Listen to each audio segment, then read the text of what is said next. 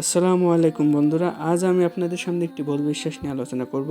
বিনা অজুতে আব্দুল কাদের জিলানী রহমতুল্লাহ এর নাম মুখে নেওয়া। কিছু লোকের মুখে শোনা যায় এবং কোনো কোনো ছোট বইয়েও পাওয়া যায়, বিনা অজুতে আব্দুল কাদের জিলানীর নাম মুখে নিলে শরীরের 3টি পশম ঝরে যায়। এটা একটি ভুল বিশ্বাস, অবাস্তব ও অযৌক্তিক একটা বিশ্বাস। প্রথমত, ইতিহাসে নির্ভরযোগ্য কোনো গ্রন্থে এ বিশ্বাসের কোনো অস্তিত্ব নেই। দ্বিতীয়ত, আব্দুল কাদের জিলানী অলিকুল শিরোমণি হলেও তিনি নবী করিম সাল্লাল্লাহু আলাইহি সাল্লামেরই একজন উম্মত এবং আল্লাহ তাআলার বান্দা। যখন মহান আল্লাহ তাআলা এবং নবী করিম সাল্লাল্লাহু আলাইহি সাল্লামের নাম বিনা অজুতে উচ্চারণ করলে পশম ঝরে না, তাহলে তার নাম মুখে নিলে পশম ঝরবে কেন? তৃতীয়ত, একটি পরিষ্কার জায়গায় দাঁড়িয়ে পরীক্ষা করে দেখুন আসলে এমন কোনো ব্যাপার ঘটে কিনা। তাহলে কেন এই অবাস্তব বিশ্বাস করবেন?